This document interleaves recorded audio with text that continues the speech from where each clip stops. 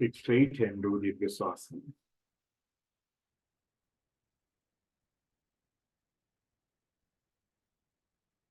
Om Sahe Namah. Om Tanvehe Namah. Om Sadguruve Namah. Anandamanandaharam Rasannam Jnanaswarupam Nijabodharupam Yogendramijam Bhavarohavaidhyam Srim Sadgurum Nidhyam Aham Bhajami. Guru Brahma, Guru Vishnu, Guru Devo Maheshwaraham, Guru Sakshat Parabrahmam, Tasmai Sri Gurave Namaham. Om Sri Gayatri Chitta Murugesu Gurave Namaham. Om Sri Kanye Yogeshwara Gurave Namaham. Om Sri Loba Muktramba Saidashagatya Mamagrishi Gurave Namaham. Om Sri Vishwamitra Mamagrishi Gurave Namaham. Om Sri Vasishta Mamagrishi Gurave Namaham. Om Sri Brahma Mamagrishi Gurave Namaham. Om Sri Bhoganada Mamagrishi Gurave Namaham. Om Sri Ishwarapatta Mamagrishi Gurave Namaham. Om Sri Param Tattvaya Narayanaaya Gurubhyo Namah. Om Sri Ram Sharmacharya Gurave Namah. Om Sri Bhavana Guru Chitta Gurave Namah. Om Sri Darshi Mamagarishi Gurave Namah. Om Sri Dattadreya Gurubhyo Namah. Om Sri Annapurnamba Saidam Sri Amritanandanada Gurave Namah. Om Sri Someshwari Amba Saidam Sri Somanandanada Gurave Namah. Om Sri Kameshwari Amba Sagiram Sri Kameshwaranandanada Gurave Namaha.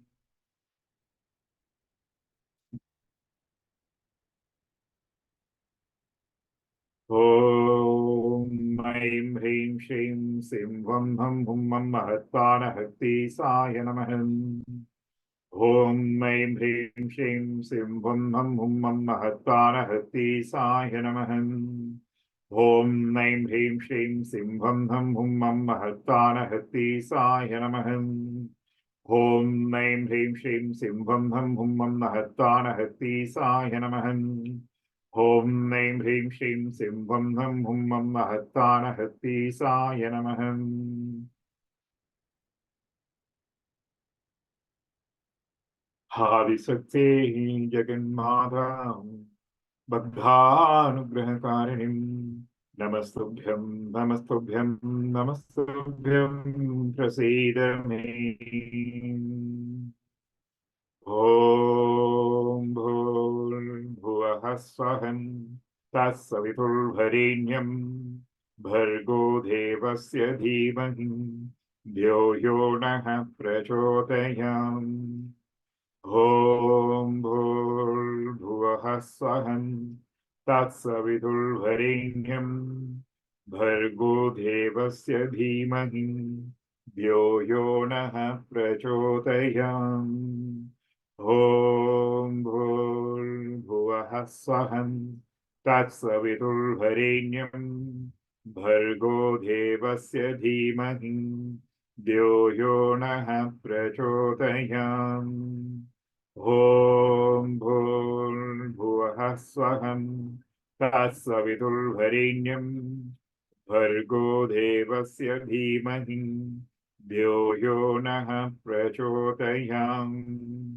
Om Bhur Bhuvah Tatsavitulvarenyam Bhargo Devasya Dhimahi Dhyo Yo Nah Prachodayam.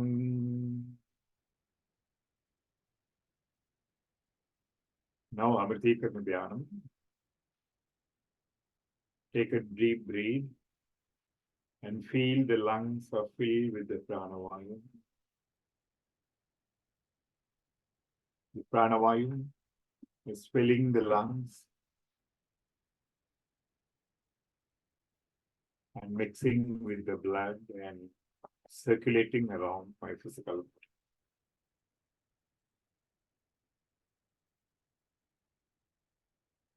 My physical body is full of Prana Mahashakti.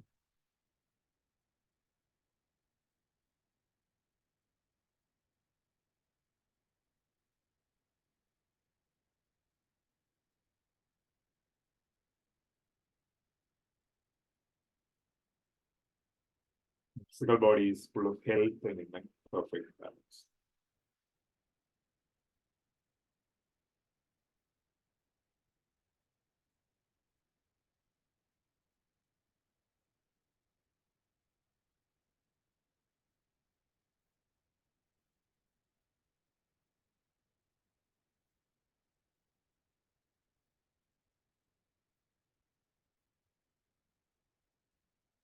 Above the head, there is a 1,000-petal lotus. In the middle of 1,000-petal lotus, there's a white shining Buddha.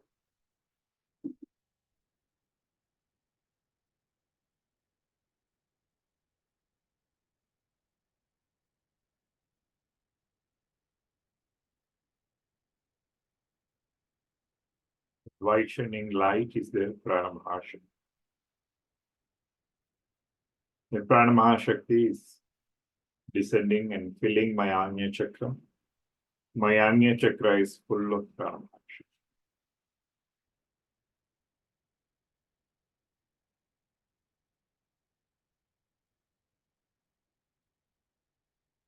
From the Anya Chakra,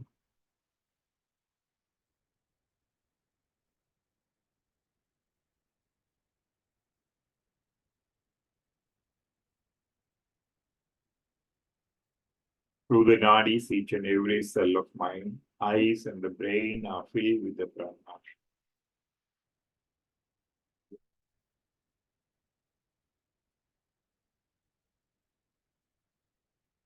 These organs are healthy and full of balance.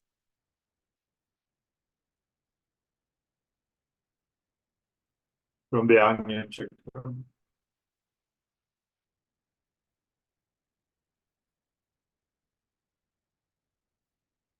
Prana Mahashakti is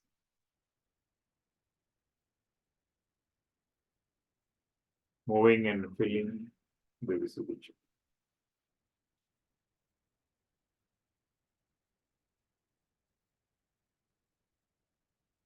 From the Visuddhi Chakra, through the nadis, each and every cell in my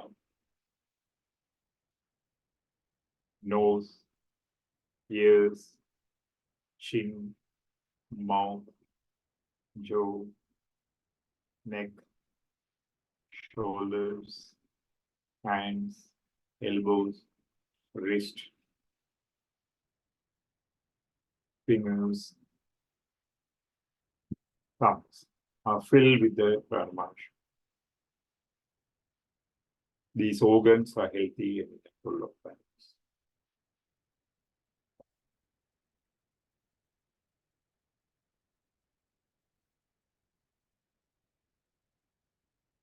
From the Visuddhi Chakra,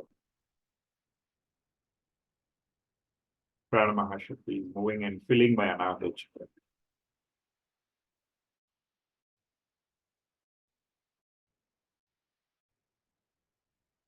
My Anahata Chakra is full of Prana Mahashakti. My heart, foot canal, lungs, chest, and the breast are filled with the Prana Mahashakti. These organs are healthy and in a full of balance.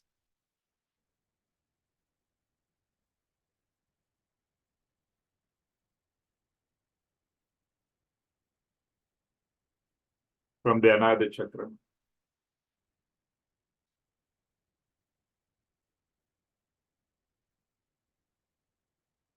Prana Mahashakti is filling my Manipura Chakra.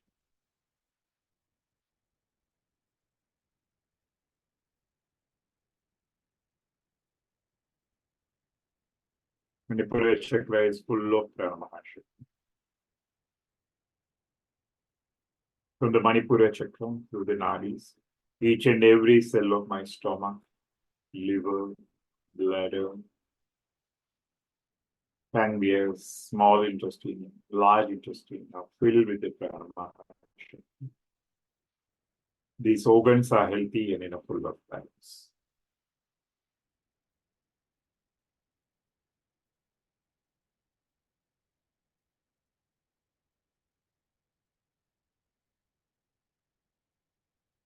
From the Manipura chakra,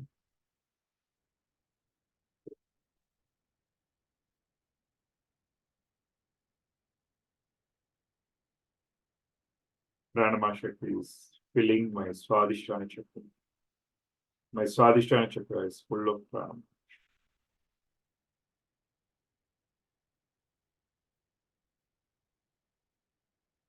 From the Swadhisthana chakra through the nadis, each and every cell of my kidneys, gallbladder, genitals, and the anus are filled with the Pranama chakra. These organs are healthy and in a full of balance.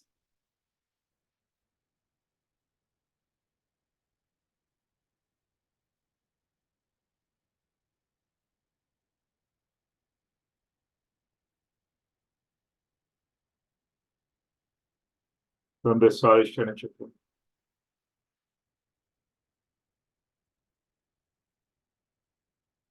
Pranama chakra is moving and filling my Muladhara chakra. My Muladhara chakra is full of Pranama chakra. From the Muladhara chakra, through the nadis, each and every cell of my thighs, knees,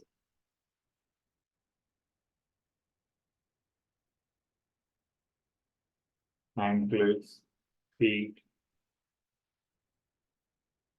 fingers, and the toes are filled with the Pranama chakra. These organs are healthy and in a full of balance.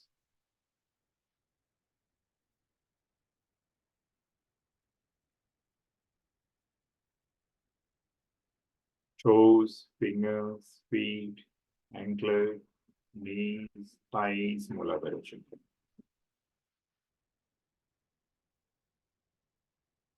Anus, genitals,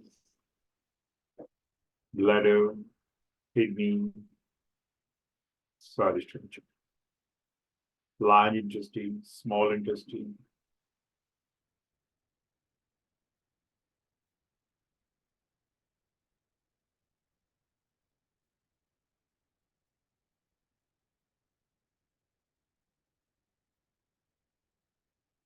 pancreas, bladder, liver, stomach, Manipura chakra. Breast, chest, lungs, foot canal, heart, Anahata chakra. Toe, thumbs, fingers, wrist, elbows, hands, shoulders, neck, jaws, mouth, chin, ears, nose, Visuddhi chakra. Eyes and the brain,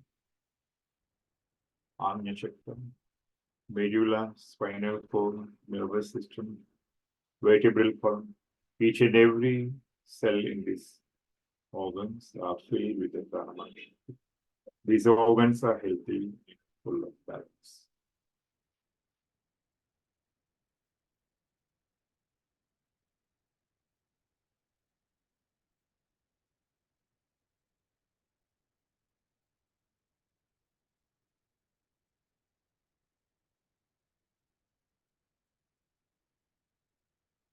Vertebral column,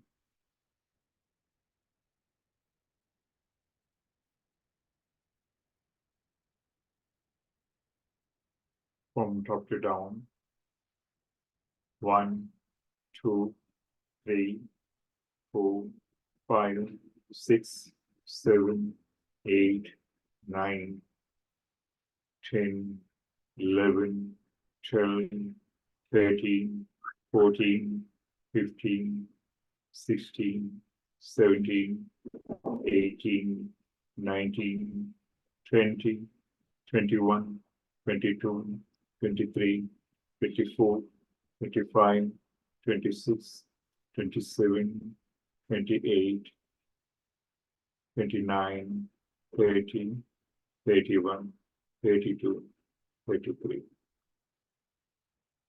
33, 32, 31, 30, 29, 28, 27, 26, 25, 24, 23, 22, 21, 20, 19, 18, 17, 16, 15, 14, 13, 12, 11, 10, 9, 8, 7, 6, 5, 4, 3, 2, 1.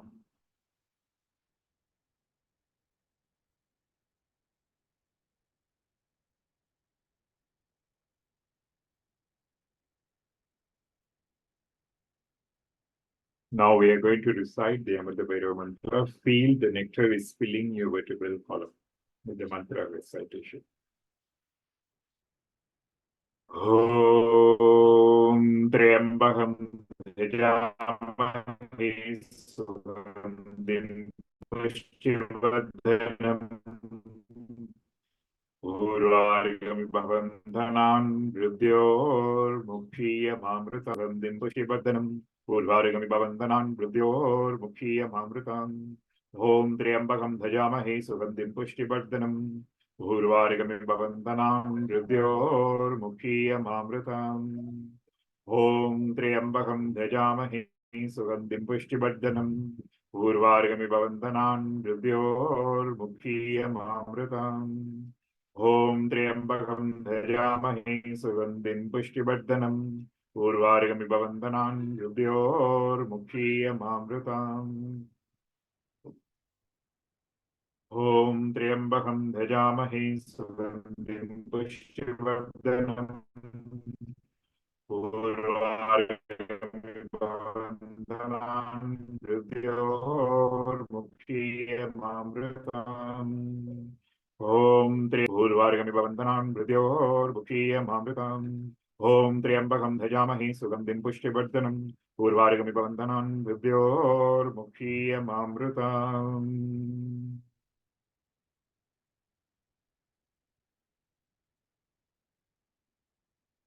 Each and every cell in my body is filled with the Pranamana Shakti. The prana is emitting from my body and creating a prana kavasha, the auric shield, which is protecting me from all the evil thoughts and the energies. Whoever is seeing me and coming near to me are getting the divine thoughts, developing good habits, calm, focused, blissful mind, full of health and balance. My parents are getting the Pranamana Shakti. Their divinity is awakened. They are developing good habits, calm, focused, blissful mind, and full of health and in a perfect balance.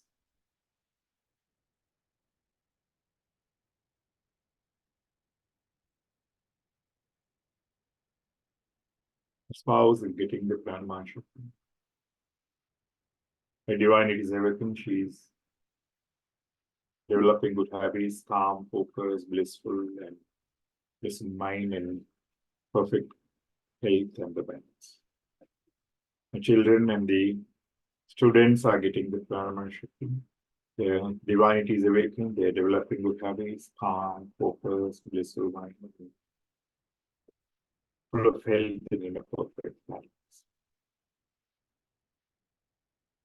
அருளோடு செல்வம் ஞானம் ஆற்றலும் அன்பும் பண்பும் பொருள் நலம் பொறுமை பொருந்திடச் செய்வாயம்மாம் ஆயுளாரோக்கியம் வீரம் அசைந்திடா பக்தி அன்பும் தேயுரா செல்வம் கீர்த்தி தேவியே அருள்வாயம்மாம் ஓம் சாந்தி சாந்தி சாந்தி தென்னாடேஸ்வனே போற்றி எந்நாட்டவர்க்கும் இறைவா போற்றி இன்பமே சூழ்கம் எல்லோரும் வாழ்க.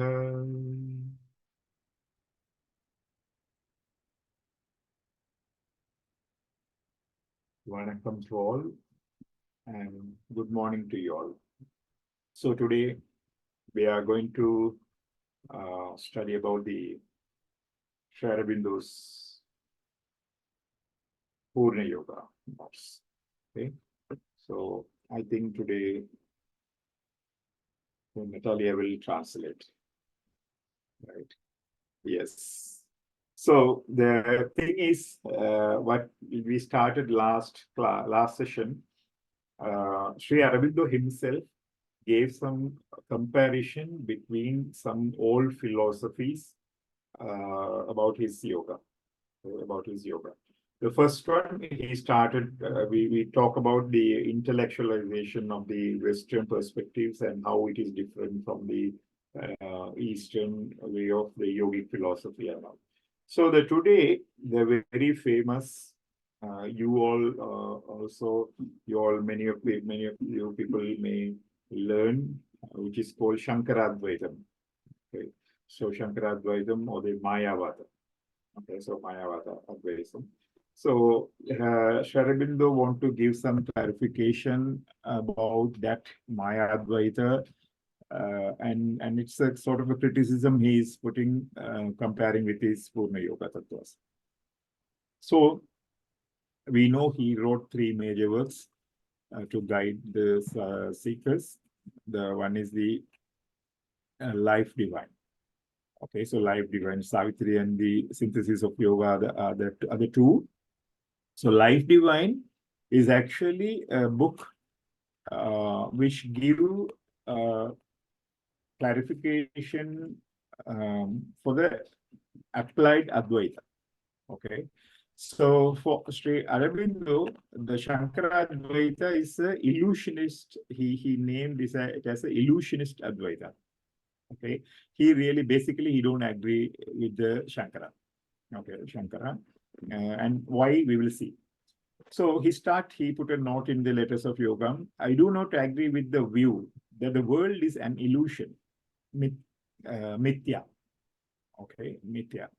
The Brahman is here as well as in the supercosmic absolute. The thing to be overcome is the ignorance which makes us blind and prevents us from realizing Brahman in the world, as well as beyond it and the true nature of existence. So his argument, the world is not mithya or Maya. Okay. So the thing is, there is a layer of illusion covering us, right? Covering us. We should not blame this world is Maya. We have to find the way how to remove that veil. Okay. So, but Shankara says the world is Maya. Okay. So that is the difference of the Shankara and what Sri Aurobindo wanted to study. So this is not actually Sri Aurobindo's opinion. It's he derived from this from the Tirikasaiva or the Tirupura Siddhanta. Okay, Tirupura Siddhanta, it's a deeper aspect. We don't want to go now at the moment to discuss all those things. But Aurobindo sayings like this, it's a veil we need to remove. Not there is no Maya. The whole thing is Maya. Okay, we are covered by the veil. So we have to find the way to remove the veil. So that is called Yoga Sadhana. Okay, so Yoga Sadhana. If Shankara's conception of the undifferentiated pure consciousness as a Brahman, in your view of it, then it is not the path of this yoga that you should choose. So if you believe, right, no, so there is undifferentiated, everything surrounded by Maya, and there is only the pure consciousness or something like that. If you have the Shankaradvaita view, so we have to be careful. This is not your path. Okay, your path. So consciousness and being is only a first step and not the goal. But an inner creative urge from within can have no place in an undifferentiated consciousness. All actions and the creations must necessarily be foreign to it. I do not base my yoga on the insufficient ground that the self, not solve, is eternally free.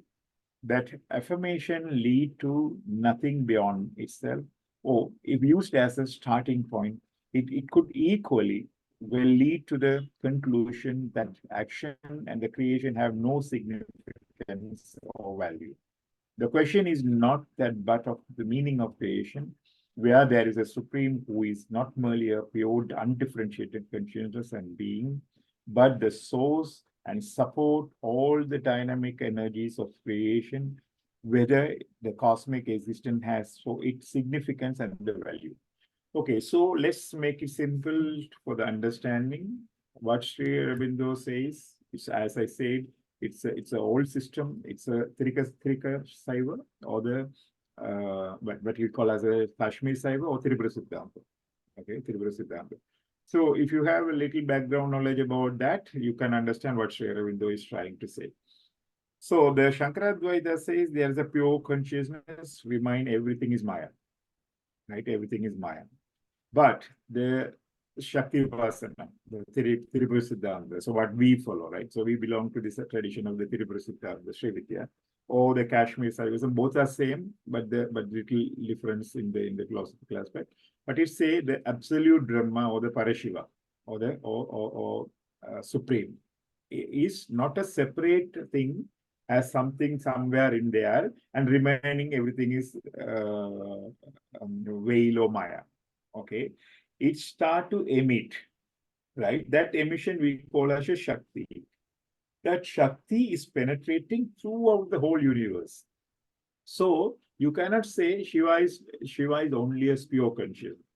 Even though in your lust, even though in your cunning mind, even though in your anything, like whatever you are referring as a Maya or whatever, there is a portion of the light from the Shiva.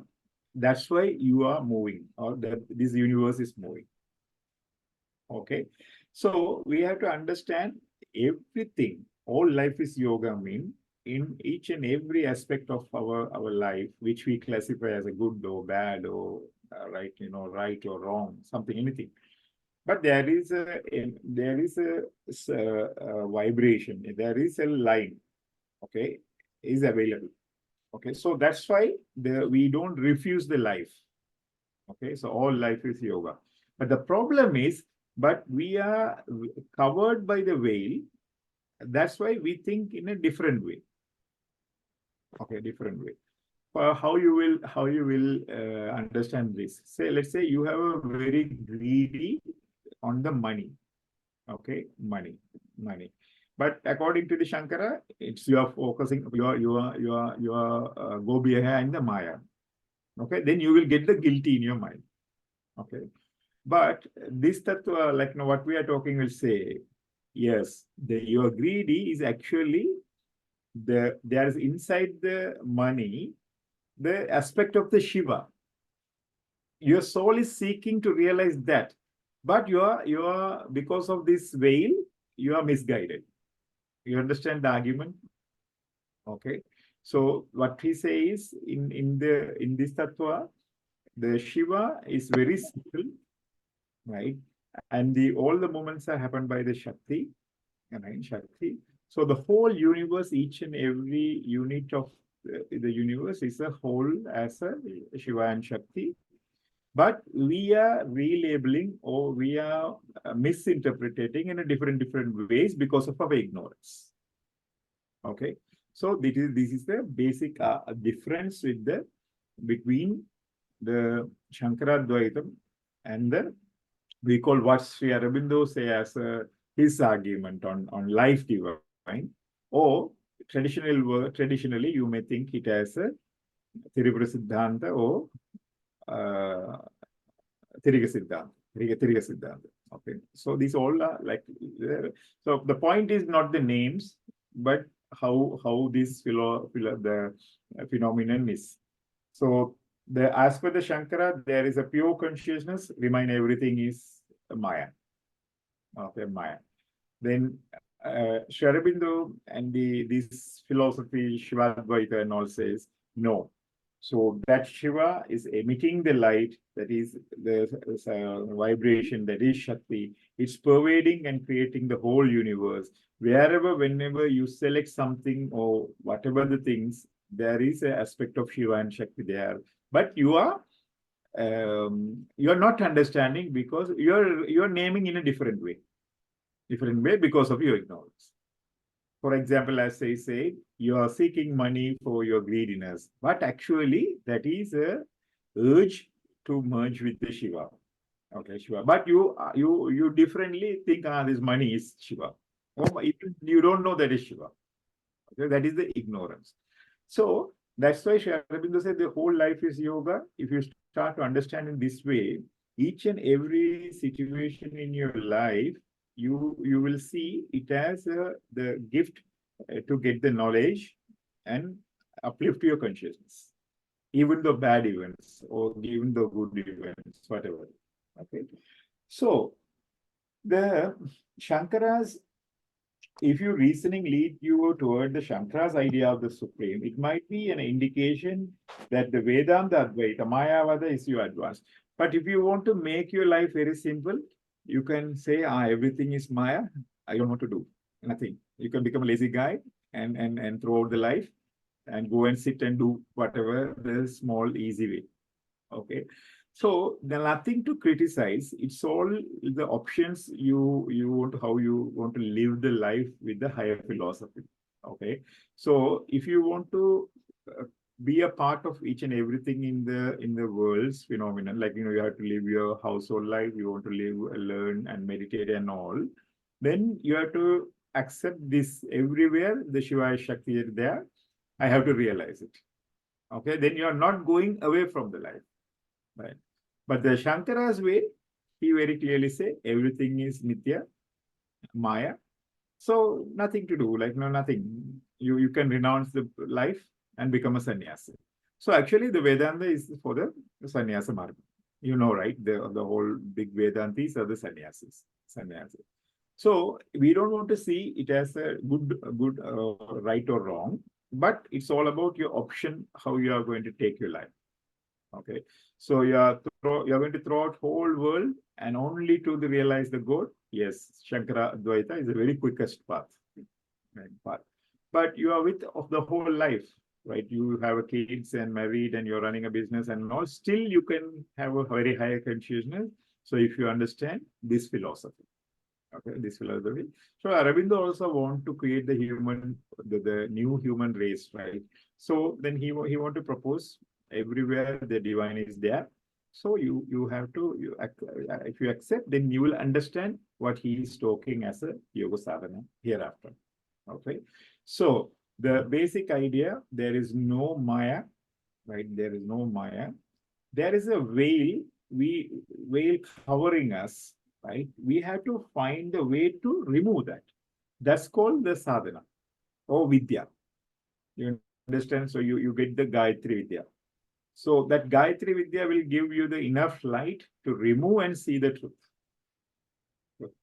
Right? The same way, Dasa Mahavidya, Sri Vidya, all these Vidyas are to remove the veil and see the truth as it is. As it is. Okay? So that is the clear idea and all. So he didn't say just to criticize the Shankara. Okay, he's very responsibly saying, yes, I am not accepting the Shankara's view of the world and the philosophy. I have proposed there is a possible, realistic as well as the illusionist. The philosophy of the life divine is such a realistic Advaita. So what he say, I'm not only criticizing the Shankaram and saying not bad. So I have given the solution in my life divine. It is, he say, it is a realistic Advaita. Okay, Shankara's Advaita, he say illusionist Advaita. Okay, so that is very true, because if you start to believe everything Maya, you will become so lazy guy, right? Lazy guy, and say, right, everything Maya, why I want to work, right? Only I can eat and do the Nama Sankirtana or something, and also that. So if you want to select only, that is correct. Okay, but if you are living, well, the world is a manifestation of the real, and therefore it is a real. Okay, so the world is manifested from the God in the sense if God is real, then that God need to be everywhere. The reality is the infinite and eternal divine, infinite and the eternal being, consciousness force, and the bliss. This divine is a power has created the world, or rather manifestation it in his own infinite being. But here in the material world, or at its basis, he has hidden himself in what seemed to be his opposite, non-being, and inconscience, and the insentience. Okay, so the key idea, the world was created by the divine. So everywhere divine is there, but it is not in the realized form. Okay, so there is a famous example story. So for a cow, right, the cow, the blood is the milk. Okay, blood is the milk, but it is everywhere in the body. But only you can get the milk in the in her breast. Okay, so the same way, but it's a different form. You cannot realize the God is everywhere. So it was covered by so many veils, so you are unable to realize. So therefore, you should not label the world as a Maya. You have to find what is the divinity in each and every aspect.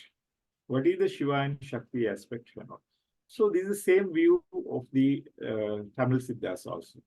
Okay. So in the Siddha medicine, we call the Nada Bindu. Okay, Nada Bindu. Each and every herb have the Nada and Bindu. Okay, Nada and Shiva and Shakti. Nada, Shiva, Shakti. Bindu, Shakti. So Nada Bindu is also in each and every. Let's say you take the coconut. Okay, so the coconut, the white part is a Bindu. Water is the Nada. Okay, water is Nada. If you take any seed, the fruit covering part and the seed, okay, Nada and Bindu. So these can nourish us, okay, in our body. This is the medicinal principles we follow in the Siddha. So you have to take the appropriate part and mix, and if you give it to the body, then body will rejuvenate. Okay, rejuvenate, because that is the same thing. The minerals have that Nada Bindu aspect. Okay, Nada Bindu aspect. So these are idea. So the thing is, summary, I don't want to go in this stage very detailed philosophical discussion. So just idea is to introduce the concept, what Sri Aurobindo is saying. So in that aspect, he is not accepting the Shankara illusionist Advaita, that is Mayavada, and he proposed the new one, realistic Advaita, is the life divine. Okay, the life within. One point of time we will study, okay, in future, the life divine, the concept of the life divine. But at the moment, you have to understand, Sri Aurobindo is seeing the world as a full of the divine. Okay, divine. But you because of your ignorance, because of the veil, you are not seeing that divine. Okay, that is the problem. World is not illusion. Okay, world is not illusion. So some remaining philosophical things we may discuss if anyone have the questions or something. I think this is enough for the time being, right? So just to think and all. So what he say, another thing, matter, life, and the mind, and the spirit. So he says simple way is the spirit, the soul, the Atma is covered by the body, right, and the mind and the prana. Okay, the triangle model. So this is our covering. This is our covering. By using this, how we can realize the truth. Okay. So coming parts, we will discuss detail about the mind, how Aurobindo is classifying the mind, and what is the role of the body and the prana. Okay. So the today lesson I want to limit to comparison with the Vedanta, which is Dola Shankaradvaita, and what is the difference of the Sri Aurobindo's view. So if you have any questions on this, because the most dominated philosophy is Advaita, Shankaradvaita. Okay, Shankaradvaita. You have to little clear how the systems. Okay, so Patanjali, when you learn Patanjali, how you have to see with Patanjali. When you learn Sri Aurobindo's works, sometimes this Vedantic thinking may confuse you. Okay, confuse you and not allowing you to do sadhana. Okay, allowing you to do sadhana. So you have to be clear, right? So in summary, you have to be very clear. The tradition we belong to, the Tamil Siddhas, right? And the Tirupura Siddhanta, right? And the Kashmir Saivism or the Tirika Saivam. Okay, Tirika Saivam. So these three have the similar view about the Shiva and Shakti, right? Shiva and Shakti. But when it comes to down and working principles, okay, for example, in the Kashmir Saivism, there is no element of medicinal and the alchemy, medicinal parts and all. Okay, so but in the Tamil Siddha, there is very detailed. Okay, detailed. In the Tripura Siddhanta, it's limiting only with the rituals and the yoga sadhanas. Okay, yoga sadhanas. But other aspect, the Kashmir Saivism go deep onto the arts also, the dance and the music and all. Okay, so you understand from the base philosophy, so how it's evolving and all. So Sri Aurobindo very clearly, actually, he put it in a new name by using the English and all. But if you want to say in the old tradition, it's a purified tantric method. What I mean to say is purified tantric method means on that time of Sri Aurobindo's time, tantra was mostly misused aspect.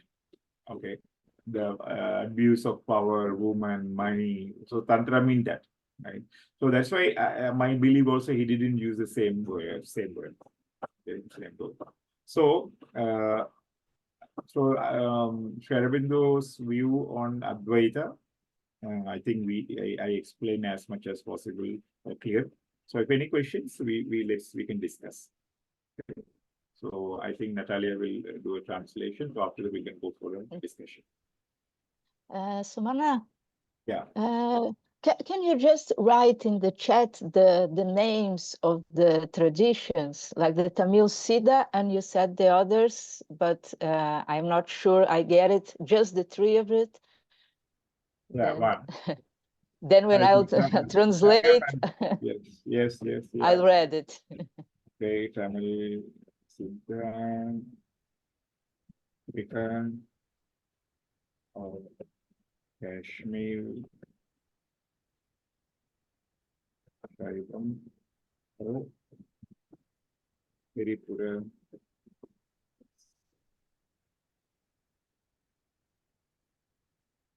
Okay, so, and people, you. I think you guys maybe related to the Ramana Maharshi also. Okay, so you read Ramana Maharshi, some people and all. Many people think Ramana Maharshi belong to the Vedanta tradition. Okay, so Vedanta and Shankaradvaita. But he is not a sannyasi. Okay, he is not a sannyasi. If you see, he proposed the Tripura Rahasya is his major book. Okay, if somebody want to learn the Advaita, he suggests the Tirupura Siddhanta, Tirupura Rahasya. Okay, Tirupura Rahasya. So, so these are a little deeper what I'm telling. Okay, so don't go into and fall into the trap of the words and all, but try to understand what that philosophy is trying to give us. Okay, for our practice. Okay, Shankara, correct. Okay.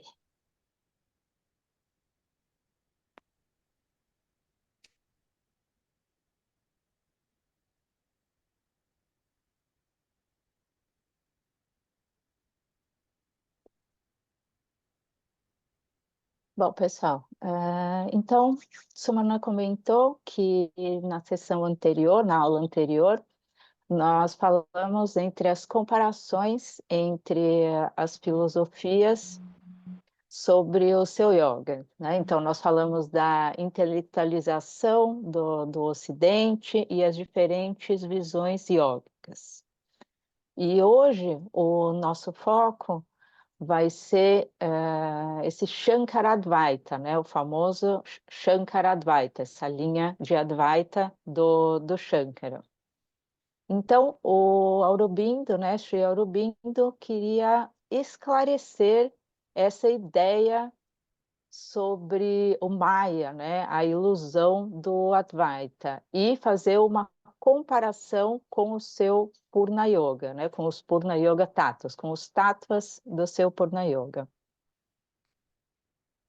Então, nós sabemos, já aprendemos que o Sri Aurobindo fez 3 grandes trabalhos e um dos que nós vamos citar hoje, né, o principal, o Life Divine, a vida divina. Obrigada, Gil. É a vida divina. Um livro que dá essa clareza, né, que clarifica sobre o Advaita aplicado. Então, no Advaita de Shankara, o Sri Aurobindo chama de Advaita ilusório, ilusionista. Né? Ele fala, ele não concorda com o Shankara. Então, o Sumananda, citando alguns trechos do livro do Sri Aurobindo, ele diz: não concordo que o mundo é uma ilusão. A coisa a ser superada é a ignorância que nos torna cegos. Então, o argumento do Sri Aurobindo é que o mundo não é Maya, né? Que existe uma camada de ilusão nos encobrindo, um véu de ilusão nos encobrindo, mas não, nós não devemos culpar esse véu, né? Esse Maya, e sim arrumar um jeito de removê-lo. Já Shankara, no seu Advaita, no Shankara Advaita, diz que tudo é Maya. E o Sri Aurobindo diz que essa remoção do véu é a Yoga Sadhana, né? Como que nós removemos esse véu de Maya? No Shankaradvaita, o Shankara diz que só há uma consciência pura, e o resto todo é Maya. Então, Sri Aurobindo diz que se você sente dessa forma, se você encara dessa forma, então o Purna Yoga não é o seu caminho. Que a consciência, né, e o ser é um primeiro passo, mas não é o objetivo. Né? Que ele não baseia o seu yoga no self, que a alma é livre. Então, explicando melhor esse pensamento do Sri Aurobindo,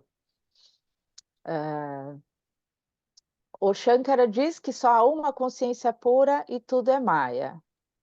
Agora, nessa tradição que nós seguimos, né, nós temos sim o Supremo, né, nós temos sim a consciência suprema, mas que começa a emitir, Shiva, né, nesse caso, começa a emitir. Essa emissão, essa vibração, nós chamamos de Shakti. E isso permeia o mundo, né, penetra em tudo. Shiva, Sumana diz, Shiva tem sua porção de luz em tudo. É como o universo se move. Essa luz está em cada aspecto da nossa vida. Consideremos nós esse aspecto positivo ou negativo. Há uma vibração, a Shiva, né? A luz de Shiva e a vibração de Shakti. Há essa luz disponível. Né? Aurobindo fala, toda vida é yoga. O único problema é que nós estamos cobertos por esse véu. Né? Aí o Sumanã dá o exemplo, a ganância, por exemplo, né? O foco em dinheiro. Você tem a ganância, é focado, só quer ganhar dinheiro. Então, mesmo nessa ganância, há um aspecto de Shiva. Né? É como se, na verdade, você tivesse ganância, tivesse vontade por Shiva. Mas como você tem esse véu, essa cobertura, você entende errado, você acha que é dinheiro, mas na verdade não é, né? Você se engana, né? Então, ele fala que o universo é um todo de Shiva e Shakti, só que nós interpretamos de formas diferentes por causa da nossa ignorância. E aí ele cita um pouco essas tradições que eu pedi para ele escrever no chat, que o Gil também deu uma traduzida, adaptada, né? Ele falou de algumas tradições que são as tradições, né, Tamil Siddha, que são as que nós estamos seguindo e que enxergam o universo dessa forma. Então, Shiva emite luz, Shakti emite vibração, essa junção cria todo o universo. Então, em tudo há esse aspecto de Shiva e Shakti. E nós podemos chamar isso de nomes diferentes. Ele diz que qualquer situação da nossa vida é um presente, situação boa para nós, que nós interpretamos como boa ou ruim, né? Mas qualquer situação da nossa vida é um presente para ganhar conhecimento e para elevar nossa consciência. Ele diz que a crítica do Sri Aurobindo a essa visão da Shankara é que essa ideia de que tem o Supremo e aí o resto todo é Maia, a sua vida fica muito simples, né? A vida toda é Maia, então não tem nada o que fazer, né? Você pode abrir mão de tudo, você não, né? Para que você vai trabalhar? Você só precisa se alimentar, quer dizer, o caminho, já que tudo é Maia, você tem que, se o mundo é Maia, você tem que abandonar o mundo, né? Sair do mundo, abrir mão da vida e se tornar um sannyasi, que esse é o caminho, né, do Shankaravaita. E aí ele faz uma ressalva importante de que isso não é que é uma crítica, não é que esse é um caminho errado e outro é o caminho certo. A crítica do Sri Aurobindo é mais como uma opção, não é? De como viver sua vida, é mais para focar na proposta do Sri Aurobindo. Sri Aurobindo também era muito cuidadoso e respeitoso com o Advaita de Shankara, então não é uma questão de dizer que um é certo e o outro é errado, mas entender a diferença desses caminhos. Então, não é uma questão de crítica, mas como você vai viver sua vida e qual a opção que você vai viver sua vida. Então, Sri Aurobindo começava você sair do mundo, você jogar fora a sua vida, virar sannyasi e focar nisso, é um caminho rápido, né? É uma forma rápida de você avançar em direção a essa consciência. Mas Sri Aurobindo falava, se você tem uma vida mundana, né, como nós, tem trabalho, tem família, tem outros objetivos mundanos, mesmo assim, você pode atingir essa consciência elevada. Você vai enxergar a luz de Shiva, a vibração de Shakti em tudo, né? Você pode viver uma vida mundana seguindo essa consciência mais elevada, né? Viver uma vida em que tudo é Shiva e Shakti. Shiva e Shakti estão ali. O que nós temos que fazer mesmo na vida mundana é realizar isso e não se afastar da vida, não largar tudo, né? Continuar no mundo, continuar na vida, só que realizar Shiva e Shakti, né? Então, o Sr. Aurobindo dizia que o divino está em tudo. E essa remoção do véu, realizar este divino em tudo, é a Yoga Sadhana, né? Para o Sr. Aurobindo não existia Maya, né? Você só tinha que remover esse véu da ignorância. Essa remoção do véu, que nós chamamos de sadhana ou vidya. Por exemplo, nós temos a nossa aula do Gayatri Vidya. Então, esses vidyas, né, não só o Gayatri Vidya, como os vários outros vidyas, né, eles são para remover esse véu e para que a gente possa ver o mundo como ele realmente é, né? Então, de novo, ele frisou de que isso não é para criticar Shankara, né? Mas sim que Sri Aurobindo disse que não aceitava essa filosofia e propôs outra filosofia. Essa proposta de filosofia do Sri Aurobindo é este livro Life Divine, né? A Vida Divina, onde ele dá a solução para esse caminho, que Sri Aurobindo então chamou de um Advaita realista, em contraponto ao que ele chamou de um Advaita ilusório ou ilusionista, porque coloca que tudo é uma ilusão, né? Tudo é maia, tudo é uma ilusão. E Sri Aurobindo acreditava que se você segue nessa ideia de que tudo é ilusão, tudo é maia, a tendência é você ficar preguiçoso. Você não vai fazer assim, para que se dar o trabalho, né? Para que fazer alguma coisa se tudo é maia mesmo, né? Se tudo é uma ilusão, para que eu vou fazer as coisas? Já na filosofia que Sri Aurobindo falava e que nós, aqui como, né, alunos do Sumanã, seguimos, é que o mundo é uma manifestação do real. Tudo, esse nosso mundo é uma manifestação de Deus, logo é real. Não é? Esse é o argumento para não acreditar, não seguirmos essa ideia de que tudo é maia. O mundo é criado pelo divino, ele só não foi realizado por nós. Nós não realizamos que esse mundo em que vivemos é o divino. Né? Aí o Sumarna deu um exemplo da vaca, né? A vaca que tem leite. O leite está na vaca toda, só que a gente só consegue acesso ali pelo Uber, né? A gente só consegue pegar o leite pelo Uber.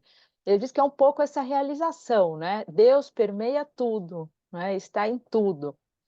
Mas a gente precisa realizar, a gente só vê ali né, acessa um pedacinho, a gente precisa realizar esse todo.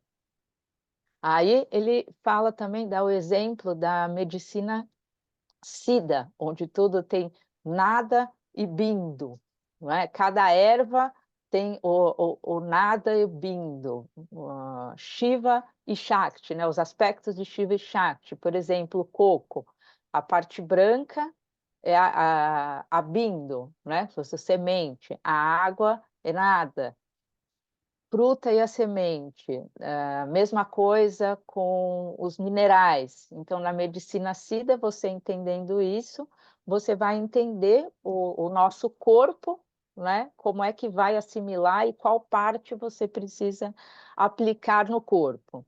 Ele diz que ele não quer se aprofundar muito nesse tema agora, só usar mesmo como exemplo para ilustrar esse conceito do Sri Aurobindo. Então, a proposta do Sri Aurobindo, né, no Life Divine, é que a gente veja o mundo cheio do divino e só entenda que é pela nossa ignorância que nós não enxergamos esse divino em tudo, mas que o mundo não é uma ilusão. Né? A vida material, a matéria, né? Tudo tem o divino no meio. Então, na visão de Sri Aurobindo, o Atma, que a gente pode traduzir como alma, é coberto pela mente, pelo prana e pelo corpo. E, então, Sumanã diz que nas próximas aulas nós vamos entrar mais profundamente nesses conceitos e entender como que Sri Aurobindo classifica o corpo, a mente, o prana, como que essas camadas, né, que cobrem o Atma, a nossa alma, são vistas pelo Sri Aurobindo. E que hoje a nossa proposta é realmente comparar o Vedanta Advaita e o Purna Yoga. Né? O Somana diz que é importante trazer essa comparação hoje, porque esse Advaita da Shankara é a filosofia mais conhecida e mais predominante hoje. Então, muitos de nós já devem ter lido ou ouvido algo sobre isso, e ele diz que a gente precisa entender esses sistemas. Isso pode trazer confusão, porque um fala Advaita, o outro também fala Advaita. Então, que a gente tem que entender esses sistemas, assim como quando a gente estudou Patanjali, né? A gente entender esse sistema, entender como é que Patanjali explica, como que ele coloca as coisas. Então, a mesma coisa, quando a gente está lendo Sri Aurobindo, a gente precisa entender esse pensamento, e essas formas diferentes, né, de Advaita, Vedanta, podem nos confundir e atrapalhar a nossa sadhana, porque a gente fala, não, mas espera aí, mas estou fazendo a sadhana, mas é para remover Maya, tudo não é Maya, não, a gente começa a ter esse conflito de ideias. Então, para isso que a gente precisa ter bem claro e entender essa base, né? A tradição a que nós pertencemos aqui como alunos do Sumanã, né, dos Tamil Siddhas, e aí ele falou, né, das outras tradições que apesar de cada uma ter a sua diferença, ele diz que Tamil Siddha é bem detalhado, aí tem outro que tem os rituais são mais limitados, não tem a parte da medicina. Foram essas filosofias que eu pedi para ele escrever no chat, que o Gil traduziu aqui para a gente, porque na hora que ele falou eu não consegui pegar, né? Então, o que está no chat são, além do Tamil Siddha, né? Nós estamos pertencendo, estamos estudando, ele falou um pouco das outras linhas. Mas ele diz que esse método de Sri Aurobindo, a gente pode dizer que ele é um método tântrico purificado, porque Sri Aurobindo dizia que o Tantra ele foi mal interpretado, mal utilizado, né? Foi destacado muito poder, uso do poder, uso das mulheres. Então, esse método dele seria método tântrico purificado. Ele, no final, ele falou que muitos de nós devem estar familiarizados, né, com o trabalho de Maharishi, e que talvez a gente ache que ele pertence a esse Shankara Advaita, né, que acredita em um ser supremo e Maya. Mas ele diz que Maharishi não é um sannyasi, né? Para a gente entender melhor essa visão, que é essa mesma visão do Tamil Siddha, que é nesse mesmo ponto do livro do Sri Aurobindo. Então, se alguém tiver alguma dúvida, agora é a hora. Okay.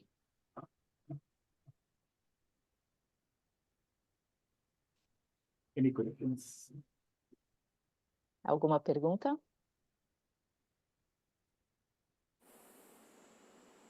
Você vai perguntar, Vanessa? Não, tá ativado meu microfone sem querer, desculpa. Não, gratidão. I have a question, Sumana. Yes. And why he calls Advaita? Why not Dvaita? Sri Aurobindo, his yoga. Why he says non? It's dual. It's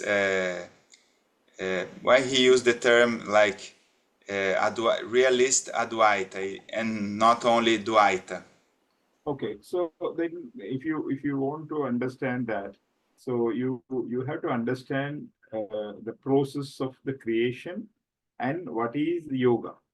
Okay, so the thing is all our what do you call, even the mystical aspect of the Christianity or any religion, right? The Kabbalah and all. But say the first is the absolute. Okay, so we call it as a Parashiva, or Advaita call as a Parabrahma and all. That is one. Okay, so one. So then it is one and two. Shiva and Shakti, or Nada Bindu, Shiva and Shakti, two. Then four, actually four, right? Four and the five. Five is Panchamahabhuta. From these, the first level is coming out is called 24 tattvas, right? Panchabhuta, Panchatanmatra, Panchajnanendriya, Panchakarmendriya, and the Panchindriyas, right? So 5, 4. Antahkaranas 24. Okay, 24. So to understand yourself for the process of yoga, that means now these are divided and not aligned. Okay, when from the point it created and branched out, and now it is separated, or little aligned or little not aligned. So this is our trouble. Okay, so you are not fully connected with your real powerhouse is soul.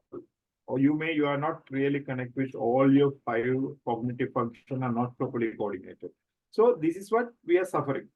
Okay, so for this suffering, we are trying to merge huge in the sense yoga. Okay, yoga. So why you are doing the yoga to fit all these elements, right, and align and connect to the goal. Okay, connect to the goal. So when in this process there are levels. Okay, level.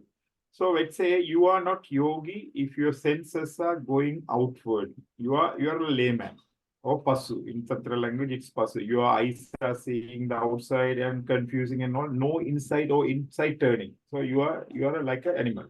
So animals, and we don't have a. But when you little awake, right? You awake, you become human. That means you are right. Why it is happening and all. Then the second level is what we call as a material knowledge. Okay, so material knowledge, number 2. Then more than this, if you got little self-awakening and you're starting to observe why my mind is going like this, why my body is like, then you are starting to analyze yourself. Now only you are turning your perception toward and to merge yoga. Okay, yoga. In this yoga, Dvaita is you are seeing God is separate and you are separate, right? You are because of him. That is the attitude you are developing to correct yourself. Okay, it's like you are correcting. Oh, boss is there in the office, so I have to work properly. Okay, Dvaita will give you the discipline. Okay, everything you are doing for the boss, right? Boss. But one point of time, you will realize there is no such boss I created, or I have to work for myself, really. Okay, now we are moving into the Advaita. Right? Advaita. So when you are moving to the Advaita, there are 2 confusions can come. You will understand everything is illusion and become a sannyasi, nothing do, and just eat and sit and until you throw out the body. Okay, there is one possibility which Shankara Advaita says. Shankara. Actually, Shankara didn't do like that, but whoever interpreted the Shankara Advaita, this actually the Aurobindo interpretation is it's worthily for the person who want to live the life. Okay, so in Advaita also the Shankara Advaita, Tirika Shaivam, and the Siddha Advaita, Tamil Siddha Advaita, Tirupura, these all are telling you and divine are same, but you are connected with the body. You have to do the things as a offering to the Advaita. So Dvaita is one stage right before the Advaita. Okay, so you see the God as a separate, and you correct yourself and purify yourself. Then you will realize I am the God, right? I am the God. So when you realize I am the God, you should not create the illusion, I don't want to do anything. That danger is in the Shankara Advaita. So that is the point. Let's say if you start to feel like I am a God, I am God, you don't work, right? You don't do any karma. You think I am God. So it's a danger for the social order. Okay, social order. So Sri Aurobindo's argument also, the India started to believe this type of a Mayavad Advaita. That's why they lost the glory. Okay. You become lazy and you think I have everything. Then you become lazy guy and this thing. So therefore, you have to feel I am sort of a representativeness of the God in everywhere. So then you will start to do your karma with the very keen. So even though you are doing some cutting the vegetable, you feel I'm doing something to realize the goal. Okay, God. So he want to fix the perception for the realization. So these philosophies are the guideline to guide us. So for example, in Patanjali, if you take the Patanjali, he simply says Purusha and Prakriti. The Patanjali's intention is to purify your antakarnas and the 24 tattvas, not to give you the God realization, self-realization. Patanjali is very clearly telling you to realize your tattvas, right? And the chitta is the key, and understand that Then if you do that, automatically the other part will happen. Advaita will happen. That is the nature. If you are a if you are pure and your tattvas are clean, automatically divine will fill. That we will learn in the Sri Aurobindo. So what Sri Aurobindo did is, through his experience, he tried to synthesize all the old systems of yoga. Okay. So he had this experience. So through that experience, he tried to merge and try to put it in understanding. Right? Understanding. So same thing. Abhinava Gupta did 1,000 years ago. Okay, you remember the old one of the old our class I told. So the first cycle of human elevating the human mind in the earth was started by the Sri Agastya and the Lobamatra. Okay, Lobamatra. So then another version, Ravana interfered in that. Right, Ravana interfered in that. So then Krishna came and Krishna changed the Krishna consciousness. He gave the power to the human to overcome the divine mind. Before that, the human was a slave of the nature. Okay, we don't know how to do the agriculture and control the environment. So Krishna elevated that consciousness. Then people become so, overcome. Then after that, Buddha came. Okay, so Buddha also the avatar of the Mahavishnu, right? So we consider. So Buddha gave the secret of to fine-tune the mind into the higher mind. Okay, so focus, concentration and all. And Patanjali gave the knowledge to control the Chittam. Okay, Chittam. So then after 1,000 years, these all are happening in some years. Okay, some years. 1,000 years, Sri Abhinava Gupta synthesized the whole Tantra Sastra. And he gave the Tantra Loka. Then after 1,000 years, Sri Aurobindo gave the 3 books like Synthesis of Yoga and the Life Divine and the Savitri. So these are all our treasures. The cycle was started by the Agastya and Lobamatra to elevate the human mind. So I told there's one professor living in the Pondicherry. His name is Deshpande. Now he's reaching 90s. Okay, 90s. So he belonged to the Agastya Gotra. I met him and I gave the book, our Agastya book, last time and all. So he's a nuclear scientist, and after retirement he's living in Pondicherry and doing the research on the Savitri and all. He told Sri Aurobindo and mother are none other than the Agastya and Lobamatra.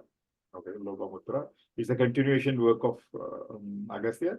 The Aurobindo's ashram, the place where it's now located, is the old ashram of there is a Ganapati temple next to the ashram that is by the Agastya, consecrated by the Agastya Maharishi. So all these are connected like some ways, Advaita and all.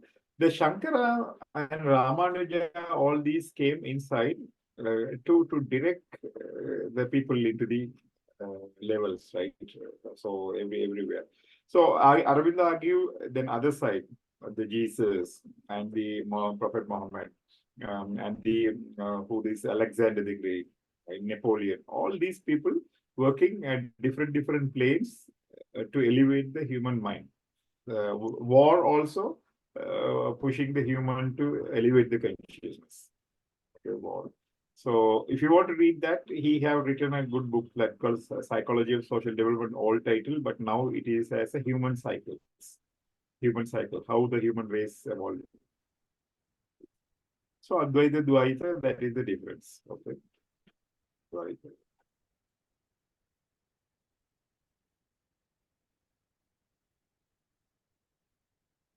Ok, então o Gil perguntou por que esse sistema chama Advaita, né? Por que Aurobindo usou esse termo? Por que não Dvaita? Queria entender melhor por que o Advaita realista, né? E aí o Sumana responde que para entender isso, a gente tem que entender o processo de criação e o que é yoga. Aí ele fala que qualquer religião, cristianismo, qualquer um, tem esses vários aspectos. O primeiro é o absoluto, né? O divino, por exemplo, para Shiva ou para Brahma. Aí, esse né, esse primeiro conceito divino se torna 2, como Shiva e Shakti. Depois, 4 e 5. 5 como os Panchamahabhutas, né, os 5 elementos, né, como a gente fala. Como, por exemplo, a gente vai falando os sentidos, né? Depois a gente vai para os 24 tattvas, né? Os antakaranas, como que isso vai se ramificando, quer dizer, como que esse né? Esse divino, como que ele vai abrindo, como que ele vai se ramificando. Então, entender a nós mesmos pelo processo do yoga. Então, quando a gente entende dessa forma, a gente vê que a gente não está totalmente conectado com o nosso Atma, né? com a nossa alma, ou com as nossas funções cognitivas, exatamente por essas ramificações. E é por isso, por não estarmos conectados com o nosso Atma e com as nossas funções cognitivas, é por isso que sofremos. E por isso nós tentamos unir tudo novamente. Por isso o yoga, né? Juntar todos esses elementos, alinhá-los e conectar-nos a Deus. Esse é o processo, esse é o propósito do yoga, né? É isso que a gente está unindo. E esse processo tem vários níveis. Então, ele dá um exemplo, né? Se é quando os nossos sentidos ainda não estão sob controle, os sentidos, ele fala, vão para fora, por exemplo, a gente está fazendo uma prática, a gente fica olhando, sentindo, observando as coisas, a gente se confunde. Num primeiro nível de evolução, né? A gente é só sentidos, a gente não foca nada, quase como um animal. Aí depois, quando você tem já um pouquinho desse despertar, né, um pouquinho, a consciência sobe um pouquinho mais, a gente já passa a se questionar, já foi para um outro nível. E aí a gente vai para esse segundo nível, que é o do conhecimento material. E aí, depois disso, a gente vai realizando e despertando aos pouquinhos cada vez mais. Ah, por que que meu corpo e minha mente funcionam desse jeito? Por que que eles fazem isso? E aí a nossa percepção vai se fundindo cada vez mais. Isso é yoga. Então, ele fala um pouco do Advaita, quando você enxerga que Deus é separado de você, ele fala como se fosse um chefão, né? Como se fosse o boss, né? Como se fosse um chefe. Aí você olha para esse chefe, né, o que ele fala, para se corrigir. Então, ele fala que o Advaita ele dá essa disciplina, você faz tudo pelo chefe, como o chefe falou, mas tem essa separação de você.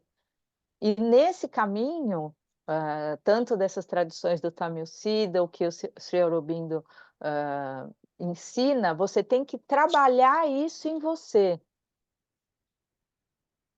Esse é o risco, né? O problema, na visão do Sri Aurobindo, de entender que tudo é uma ilusão e virar um sannyasi, aí você senta em meditação e espera, né, o divino acontecer, espera algo acontecer. Então, a interpretação de Sri Aurobindo ela é feita para a pessoa que quer viver no mundo, né? Quer se manter no mundo e não se isolar dele. E essas tradições, Sri Aurobindo, dizem que você precisa se corrigir, se purificar e aí realizar que você é Deus, né? Que aí você não cria essa ilusão de que você não precisa fazer nada. Ele diz que o risco também de achar que você é Deus é que, bom, então você não tem nada para fazer, né? Não precisa fazer nada. E que Sri Aurobindo dizia que a Índia começou a acreditar muito em Maya, nessa ilusão, e acabou perdendo a glória, ficou preguiçosa, fez exatamente isso, sentou e ficou esperando essa realização. Então ele diz que sim, você vai sentir e ver Deus em tudo, né? A representação de Deus, só que a gente precisa fazer algo para realizar Deus, né? A gente não vai ficar sentado esperando, né? A gente tem aí um caminho a percorrer, etapas a percorrer, mudar a nossa percepção. Por exemplo, como o Patanjali falava mais sobre Purusha e Prakriti, não falava sobre realização de Deus. O ponto do Patanjali era purificar o Chitam, purificar os tattvas. Por quê? Porque a realização de Deus, com a purificação de tattvas, iria acontecer automaticamente. Ele não foca nessa realização, mas é uma consequência de você seguir esse caminho que Patanjali explicava, né? Se os tattvas estão purificados, essa realização vai acontecendo naturalmente. Já o Sri Aurobindo quer sintetizar todos os sistemas de yoga. E aí o Samana termina dando um exemplo dessa evolução da mente humana, da consciência humana a cada 1000 anos. Então ele fala que o primeiro ciclo de elevação da mente humana começou com Agastya, né? Brahmana. E aí ele vai dando alguns exemplos. Então, Krishna, quando veio, deu o poder de elevar a consciência para o ser humano deixar de ser escravo da natureza. Aí vem Buda e passa um segredo da elevação, da concentração, do foco, para a gente caminhar mais para a mente elevada. Patanjali, que aí vem e fala de limpar o Chitam, parar os brites, e aí então, finalizando aqui com o Sri Aurobindo. E aí ele só conta que fala de um discípulo, né,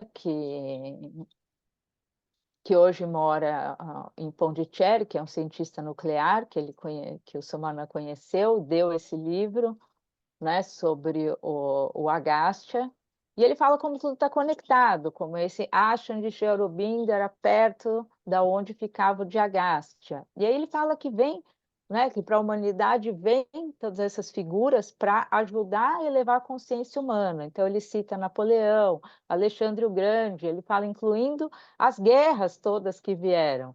Todas vieram para elevar a consciência humana, né, para esses ciclos humanos.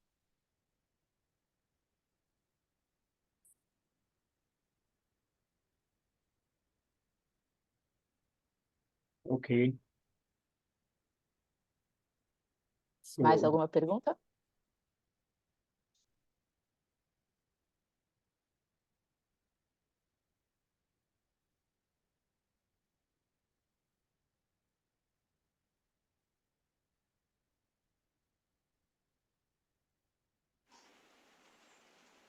Ô Cris, você quer fazer aquela pergunta que você fez? Da iniciação, para quem parou? Você está sem áudio.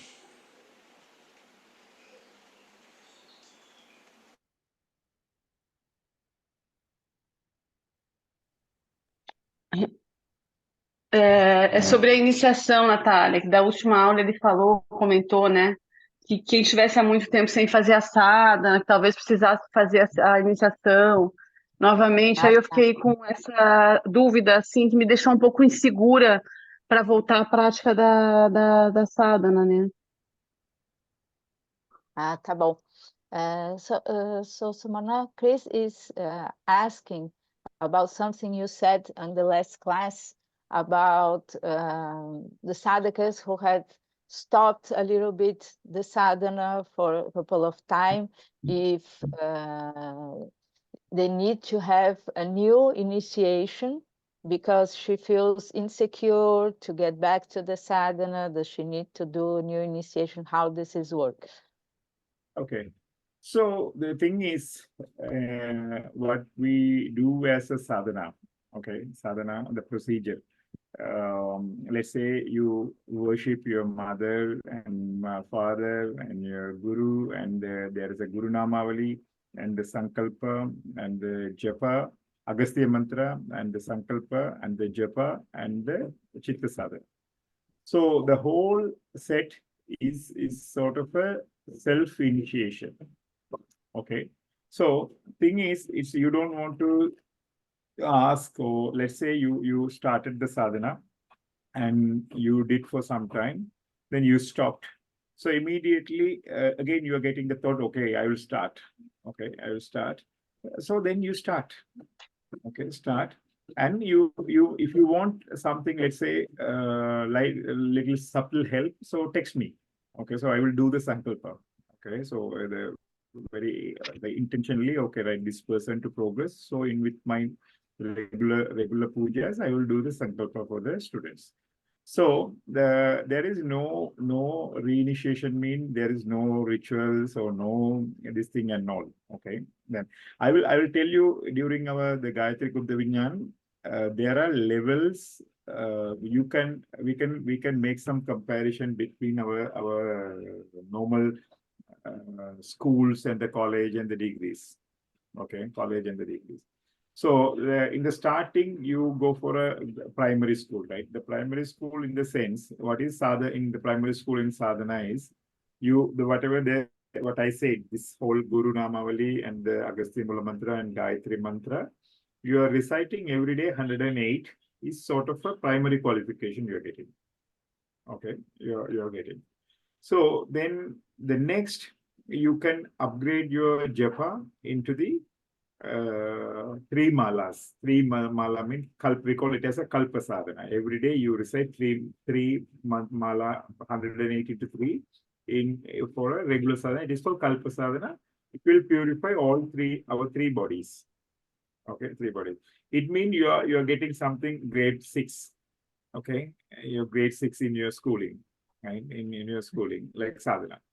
So in this process, if you take 2 Lahu Anishtana in the Navaratri and complete 100,000, okay, 100,000 japa, so you are having some ordinary level, right? The grade 10, you consider it's like the grade 10 you're completing 100.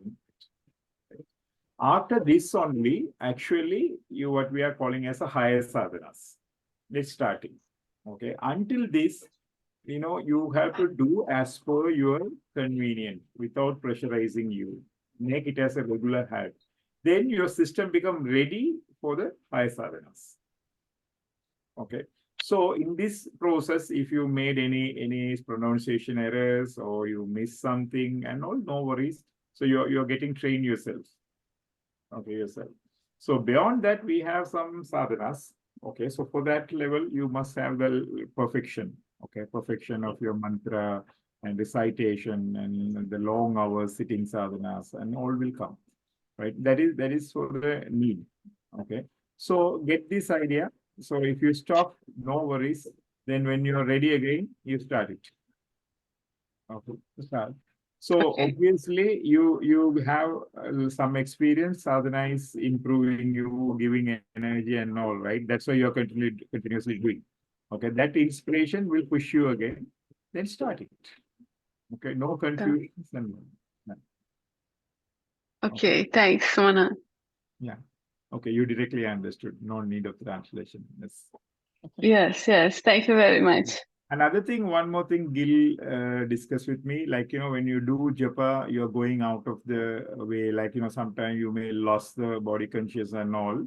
So what is the solution for that, right? What is the solution for that? Is before the sadhana, you have to go for a little stretching, right? Stretching of your body. Or even the main thing is you have to achieve the Dirgha Swasa. You have to keep the awareness in the Swasa. Okay, swasa. And when you feel you are losing, so you can stop and you can do the breathing like up and down, like make your body and all. This is not to go away from the body. You have to keep your body. But why in the starting point we don't put the appropriate nyasa and all?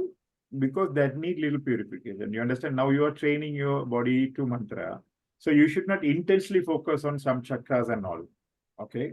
So let's say, without cleaning you're not making a wiring into the home. If you try to plug the 100 voltage, high voltage, then it would. So therefore, we don't do the proper nyasas. Okay. Proper nyasas will come after some time. But for the initial stage, you have to do Dirgha Swasa, right? Or otherwise, you can do some stretching before the sadhana, and also the Amritikara Dhyana. Okay, so keep your awareness in all the body part first, and do the japa and feel that is filling you. Okay? Filling. So that's thing. So always keep little physically, little body need to be fit, like Don't be lazy and this thing. So those are some ideas.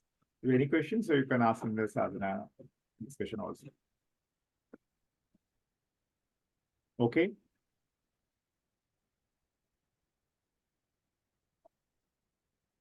I think we can close the session. Any questions? Mais alguma pergunta? Eu gostaria de fazer um comentário, por favor. Bom dia. Eu estive em 1998 em Pondicherry. Primeiro eu fui para o ashram do Satya Sai Baba, depois estive lá. E eu quero agradecer muito por esse momento aqui, porque agora eu entendi algumas coisas que eu vivi, principalmente como a cidade é organizada, porque o ashram é aberto, é integrado, né, do Sri Aurobindo, da mãe. Eu achei importante assim falar nesse momento, porque está sendo assim um entendimento grande de muitas coisas que aconteceram na minha vida e também por eu estar aqui nesse momento. Somente isso. Agradecimento. Okay. So she said she just wanted to share and to thank because she was in Pondicherry in 1998, and now she understood what she saw, how the What? cities. She was in Pondicherry in Pondicherry, 98. Yes, yes.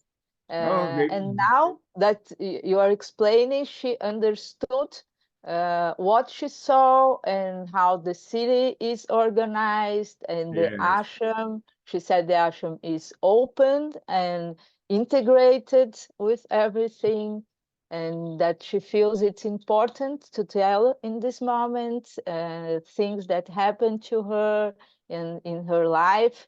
Now it made more sense, and she's very grateful to be here now and to understand these things. So she wanted to share this. So what Sri Aurobindo says, even we talk about him, or if he visited, or if he saw, or something, we all are related, and because some what you call in the past births and all, we all are connected. Okay, so if you go and even if you're learning or reading, right, it's all the grace of the divine. Okay, so as per him. So it is correct. So sometime he take you and give the explanation later, right? So you maybe went to Pondicherry and but you don't know what is the energy you got it, right? Got it. After some time it will be revealed when time comes. So it's so great, like the person who went and saw the Pondicherry. So the Pondicherry ashram also mother build up based on these principles. Okay, so that's a very efficient and things like Auroville and all. So we'll talk later, like about this. Okay, so thanks for your sharing your experience. Então ele agradece, né, compartilhar isso e fala que Sri Aurobindo dizia: somos todos relacionados, ou em vidas passadas, estamos todos relacionados uns aos outros, estamos todos conectados, e que tudo é a graça do divino, e que às vezes é assim mesmo, às vezes você vive uma coisa, tem uma experiência e só vai entender e só vai realizar o que isso significou mais tarde, né, quando for o tempo para isso. E ele diz que sim, realmente o ashram de Sri Aurobindo, a Mother construiu esse ashram com base em todos esses princípios, que a gente vai falar um pouco mais disso mais tarde, e agradeceu o seu compartilhar.